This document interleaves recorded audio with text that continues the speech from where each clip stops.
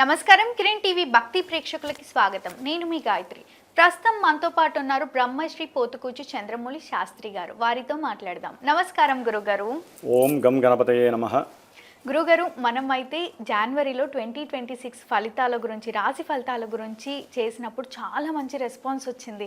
అంటే మన వీడియోస్ కింద కామెంట్స్ కూడా మీరు కరెక్ట్ చెప్పారు గురుగారు, సూపర్ గురుగారు, మాకు అనుకూలంగానే ఉన్నాయి మీరు చెప్పిన ఫలితాలన్నీ కూడా అని చాలా పాజిటివ్ కామెంట్స్, చాలా పాజిటివ్ ఫీడ్బ్యాక్ అయితే నేను చూసాను.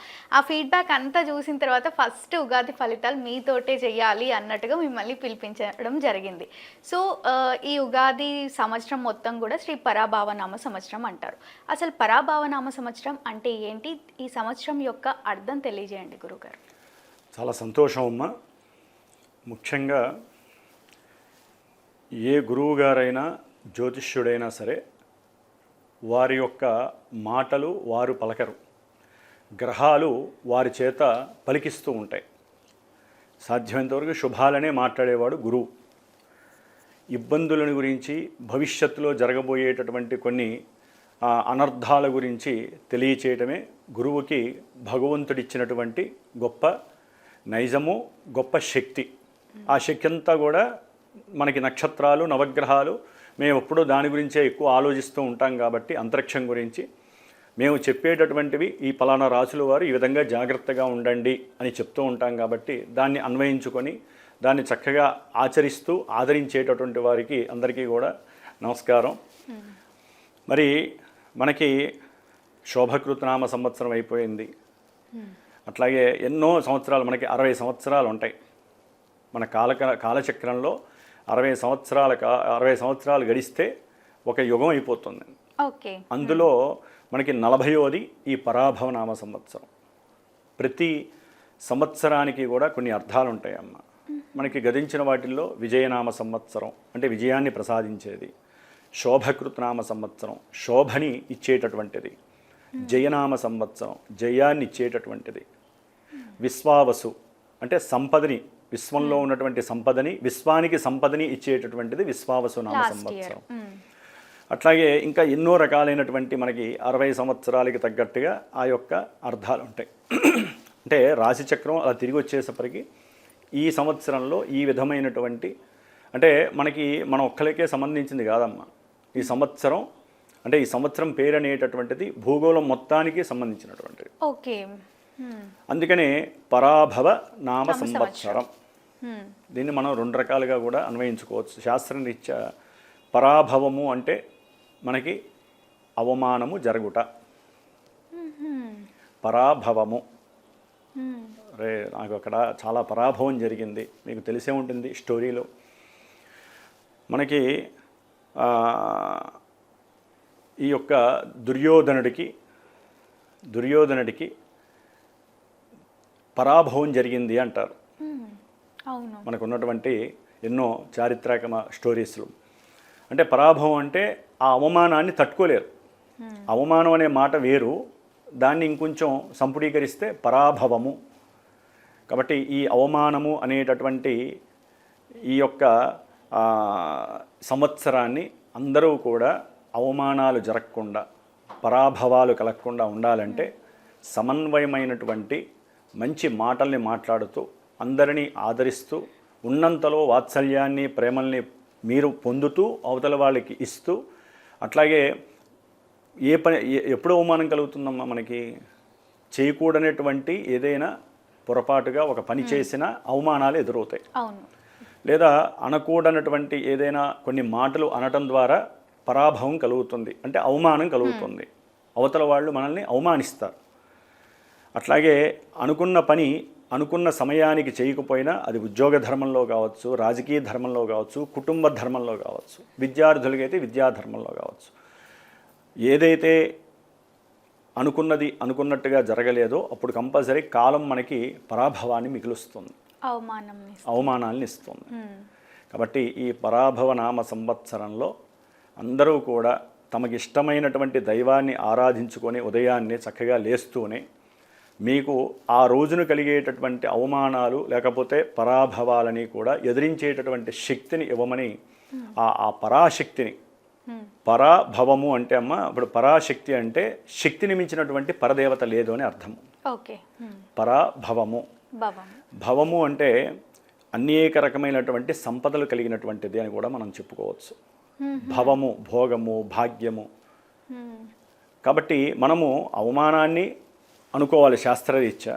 ఓకే. దీన్ని మనం పరాశక్తికి మనం గనక లింక్ చేసుకున్నట్లయితే పరాభవ అంటే ఈ సంవత్సరం కష్టపడేటటువంటి వాళ్ళకి ఈ భవము అంటే ఈ భోగ భాగ్యాలను మించినటువంటి పరము ఉండదు ఓకే అనేటటువంటిది కూడా అర్థం చేసుకొని స్వయం కృషితో స్వయం శక్తితో ఈ పరాభవనామ సంవత్సరంలో అందరూ కూడా సుఖ సౌఖ్యాలు పొందాలని మనం ఆశిస్తూ ఆశీర్వదిస్తూ పరాభవనామ సంవత్సర శుభాకాంక్షలు.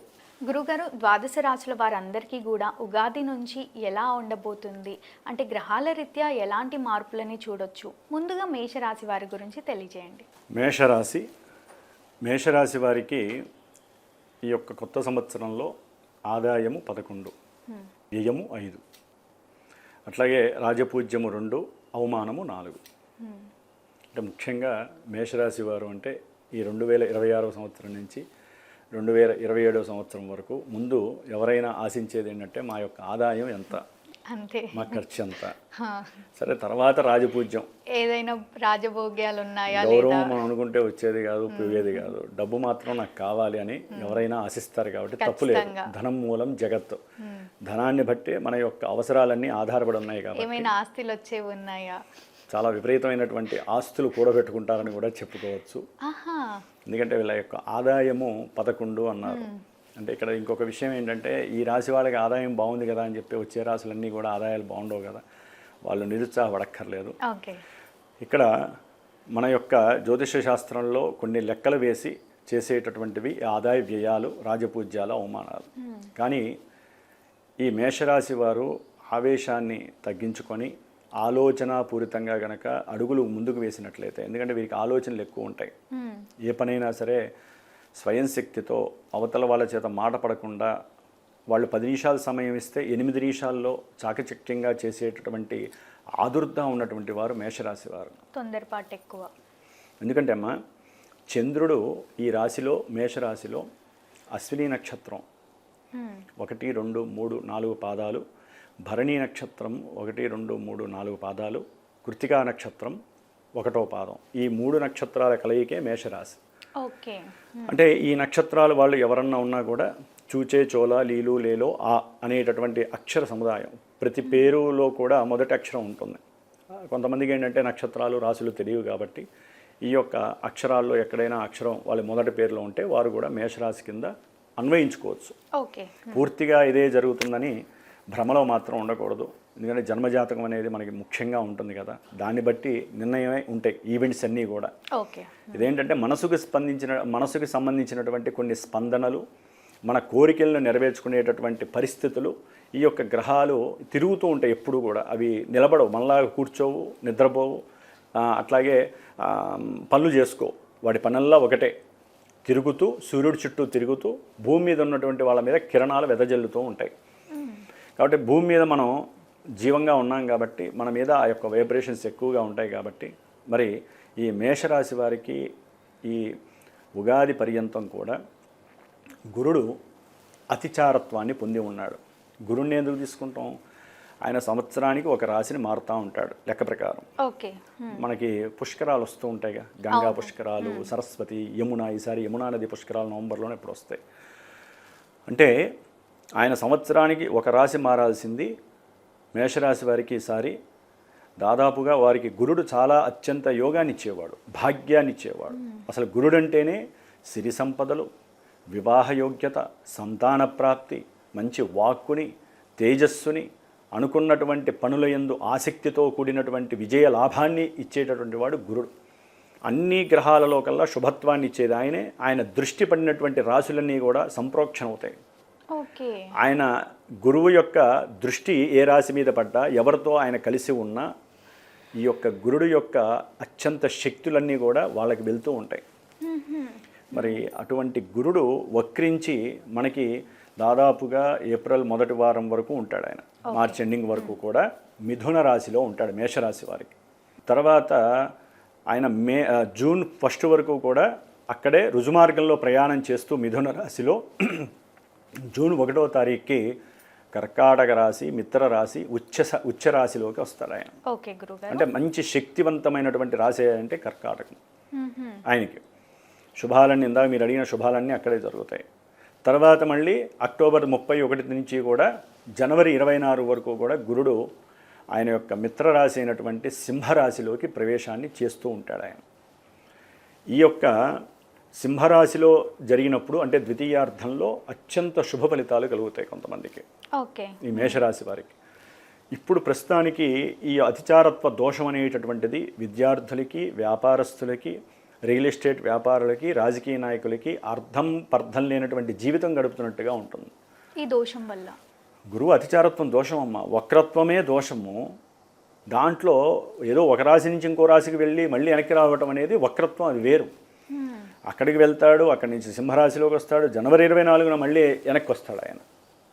దాదాపు వచ్చే సంవత్సరం జూన్ ఎండింగ్ వరకు కూడా గురుడు అతిచారత్వ దోషాన్ని పొంది అక్కడక్కడే తచ్చట్లాడుతూ మనకి ఈసారి పుష్కరాలు కూడా అటు ఇటు కాని టైంలో వచ్చేసినాయి ఈ చారత్వ దోషం వలన.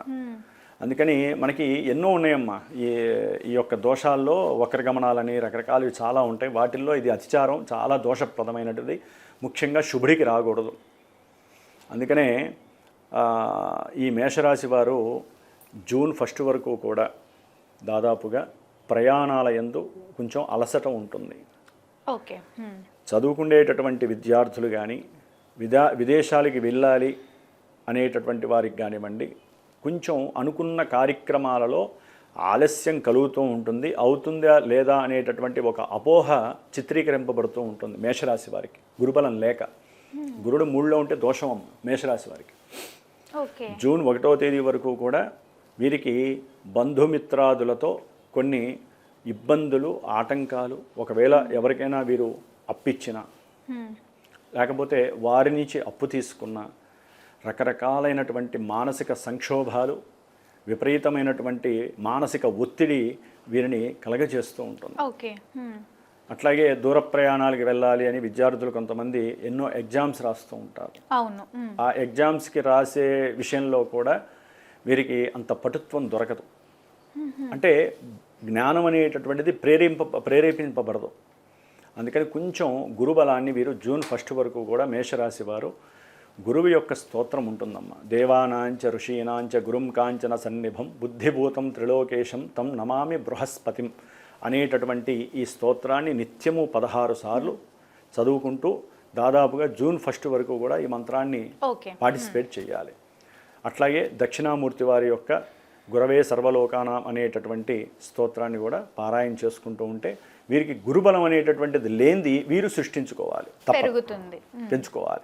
మరి ఈయన జూన్ 1 నుంచి అక్టోబర్ 31 వరకు అంటే ఇటు ప్రథమార్థము, ద్వితీయార్థము రెండిటిలో కూడా గురువు అనేవాడు 4వ రాశిలోకి వచ్చినప్పుడు లెక్క ప్రకారం ఏంటంటే అర్ధాష్టమ గురువు అనేవాడు దోషాన్ని ఇస్తాడు.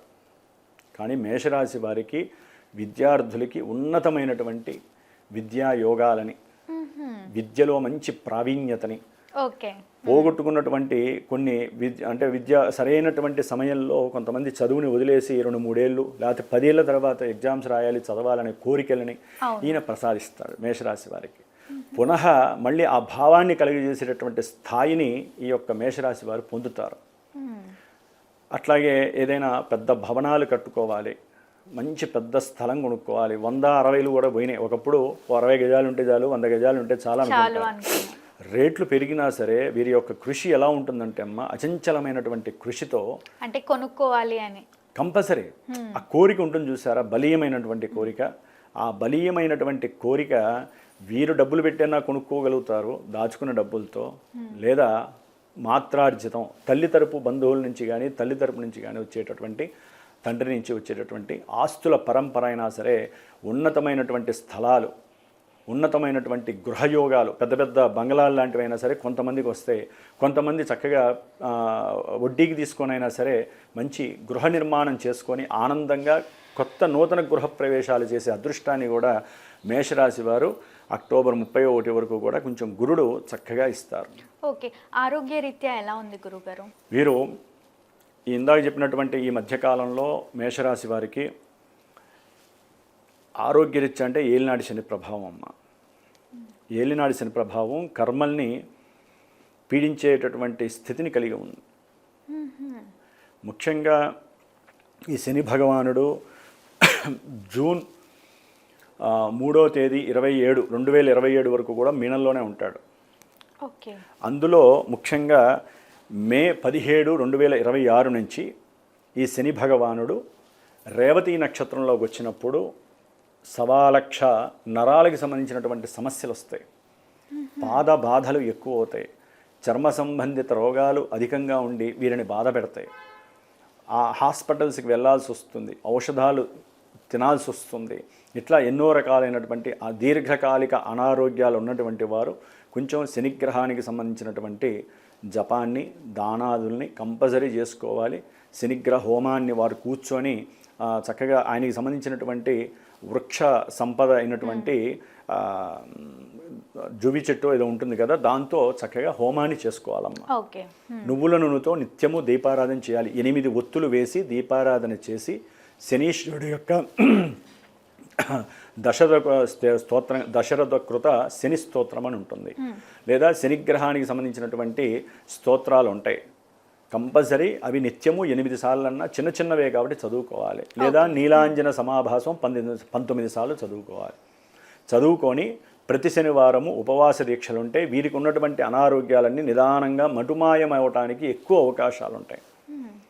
ఇంకా తగ్గలేదు, వారి యొక్క పర్సనల్ జాతకంలో ఏదైనా దోషం ఉంటే, అంటే కొన్ని స్థానాలు ఉంటాయి, ఆ స్థానాలకి సంబంధించినటువంటి దోషాలు ఉంటే మటుకు వీరు తప్పకుండా దానికి తగ్గ రెమెడీస్ని ఆచరించుకుంటూ ముందుకు వెళ్ళాలి తప్ప ఇదే ఏలినాడి శని వీరిని ఇబ్బంది పెడుతుందని భావించకూడదు. అట్లాగే ఇంకొకటి మనకి సంతానపరంగా చూసినట్లయితే మరి రాహువు కేతువు, రాహువు 11లో ఉన్నాడు, విపరీతమైనటువంటి లాభాలను ఇస్తాడు. ఓకే, నో ప్రాబ్లం, ఆయన ఇస్తాడు అనుకోవాలి మనం. మరి కేతువు పంచమంలో ఉన్నాడు కదా, కొంతమంది లలిత కళలకి లేకపోతే క్రీడాకారులకి కొంతవరకు అనుకూలత, లేకపోతే అప్పటి వరకు పూజల మీద ఇంట్రెస్ట్ లేనటువంటి వాళ్ళకి చక్కగా పూజలు చేసి జ్ఞానాన్ని పొందాలి, మోక్ష సాధన వైపుకి వెళ్ళే వాళ్ళు కొంతమంది ఏకాగ్రత పెట్టే అవకాశం ఉంటుంది. కొంతమంది సంతానపరంగా ఇబ్బంది పడే వాళ్ళకి ఆల్రెడీ సంతానపరమైనటువంటి కొన్ని సమస్యలు వస్తాయి. పంచమంలో ఉన్నటువంటి కేతువు తప్పనిసరిగా సంతాన సమస్యల్ని సృష్టిస్తాడని చెప్పుకోవచ్చు. వాళ్ళు ఏం చేయాలి, గణపతిని నిత్యము ఆరాధన చేసుకోవాలి. గరిక నీళ్ళు ఏదైనా నీళ్ళల్లో నానబెట్టి చక్కగా గరిక నీళ్ళు తాగడం ద్వారా వారికి కడుపులో ఉన్నటువంటి కొన్ని పిండోత్పత్తికి సంబంధించినటువంటి దోషాలు పోతాయి. ఊరినే కడుపు నొప్పులు కూడా వచ్చే అవకాశాలు చాలామందికి ఉంటాయి అమ్మ. మళ్ళీ సక్సెస్ రావాలి అని చూసే వాళ్ళకి, లేదా విదేశీయాలకు వెళ్ళాలి అని చూసే వాళ్ళు, జాబ్ కోసం వెతికే వాళ్ళకి ఎలా ఉంది గురువుగారు? జాబ్ కోసం వెతికేటటువంటి వాళ్ళైతే కనుక అమ్మ, మేషరాశి వారికి అక్టోబర్ 31 తర్వాత చాలా విశేషమైనటువంటి ఆయన దృష్టుల పరంపర కావచ్చు, ఆయన పంచమంలో ఉండి భోగాల్ని, భాగ్యాలని, సిరి సంపదల్ని, సంతాన యోగాదుల్ని, అట్లాగే వారికి ఉన్నటువంటి సృజనాత్మక శక్తి అంటారు. అంటే ఒక ఏదైనా ముందు జరగబోతున్నది కూడా కొంచెం వాళ్ళకి ఒక స్ఫురణ రూపకంగా దాల్చేటటువంటి సమయం అది. ఇప్పటి వరకు చాలా ఇబ్బందులు పడ్డ వాళ్ళకి అక్టోబర్ 31 నుంచి జనవరి 24 లేకపోతే మార్చి ఎండింగ్ వరకు కూడా చాలా అనుకూలమైనటువంటి సమయము మేషరాశి వారికి. ముఖ్యంగా రాజకీయ నాయకులకు కావచ్చు, సినిమా యాక్టర్స్కి కావచ్చు, పెద్ద పెద్ద పోర్ట్ఫోలియోస్ కలిగిన క్రీడారంగ వ్యవస్థలకు కావచ్చు, దానికి రిలేటెడ్ ఎవరైనా సరేనమ్మా, సంతానాన్ని పొందాలి అనుకునే వాళ్ళకి శుభవార్త అక్టోబర్ 31 తర్వాత కంపల్సరీ అనుకూలతలు కలుగుతాయి. దానికి ముందే గురుడు కర్కాటకంలో ఉన్నప్పుడే కొంతమంది గర్భవతులై చక్కగా దానికి తగ్గ సాధన చేస్తూ ఎప్పుడైతే 5లోకి రాగానే వారి గ్రహస్థితి, వారి యొక్క జాతకంలో కనుక ఎటువంటి సర్పదోషాలు లేకుండా, కుజుడు పంచమంతో సంబంధం లేకుండా, రాహువులు సంబంధం లేకుండా ఉన్నట్లయితే కనుక తప్పకుండా వీరికి సంతాన భాగ్యము భగవానుడు ఇస్తాడని చెప్పుకోవాలి. ఓకే, మళ్ళీ ఈ సంవత్సరం అంతా కూడా వీళ్ళకి మంచి జరగాలి అంటే వీళ్ళు పాటించాల్సిన పరిహారాలు ఏమైనా ఉన్నాయా? వీరు ఈ సంవత్సరం అంతా అంటే అమ్మా, ఇందాక ఆల్రెడీ గురుడికి చెప్పాను, కేతువుకి సంబంధించింది చెప్పాను. అంటే గణపతికి సంబంధించింది, దత్తాత్రేయుడికి సంబంధించింది చేసుకుంటూ ఉండడం చాలా విశేషత్వము. ముఖ్యంగా శని భగవానుడికి మాత్రము 1కి 2 సార్లు అయినా సరే జపములు చేయించుకోవాల్సిందే. ఒకటమ్మా, మనం ఎంత చేసుకున్నానమ్మా, మంత్రప్రయోగం చాలా గొప్పది. స్తోత్రము వేరు, శ్లోకము యొక్క శక్తి వేరుంటుంది, అట్లాగే మంత్రం యొక్క మంత్రం శక్తి వేరు. వేరు ఉంటుంది. కాబట్టి మంత్రము బ్రాహ్మణాధీనం. అర్థమైంది అమ్మ. భగవంతుడు మంత్రం ఎవరి దగ్గర ఉంటే వారి యొక్క మాట వింటాడని చెప్పి శాస్త్రం చెబుతోంది. కాబట్టి అవకాశం ఉన్నటువంటి వాళ్ళు ఆ యొక్క శనిగ్రహ మంత్రాల్ని మాత్రం భయపడకుండా మీరు చేయాల్సింది చేసుకుంటూ, ఏ శనిత్రయోదశి వచ్చినప్పుడు లేకపోతే ఒక 19 శనివారాలు లెక్కగా పెట్టుకొని శనికి సంబంధించినటువంటి దేవాలయాలకు వెళ్ళి కంపల్సరీ చేసుకోండి, ప్రదక్షిణాలు చేయండి, రావి చెట్టుకి నమస్కారం చేసుకోండి, వృద్ధులకి లేకపోతే ఎవరూ లేనటువంటి అనాథలకి దాన ధర్మాదులు చేసుకుంటూ, ధనం తప్ప ఏదో ఒకటి దాన ధర్మాదులు చేసుకుంటూ శని భగవాన్ని గనక ఎక్కువగా ఆరాధించగలిగి ఆయనకి ఇష్టమైనటువంటి మాతృప్రేమని, అంటే తల్లిని ఎవరైతే గౌరవిస్తారో, తల్లిని ఎవరైతే ఆ పాదాలకి నమస్కరిస్తారో వారందరికీ కూడా ఆరోగ్యము, అనుకున్న ఆరోగ్యం సిద్ధిస్తుంది. అనుకున్న ప్రతి కార్యక్రమంలో విజయాన్ని శని భగవానుడే మేము ముందుండి నడిపిస్తాడు. ఏలినాడి శని ప్రభావం అలా తీసేసినట్టుగా అయిపోతుంది వీరు చేసేటటువంటి సాధన ఉంటేనే. తప్పకుండా గురుగారు, మేషరాశి వారికి సంబంధించిన ఫలితాలన్నీ కూడా ఎంతో చక్కగా తెలియజేసినందుకు ధన్యవాదాలు. శుభమస్తు.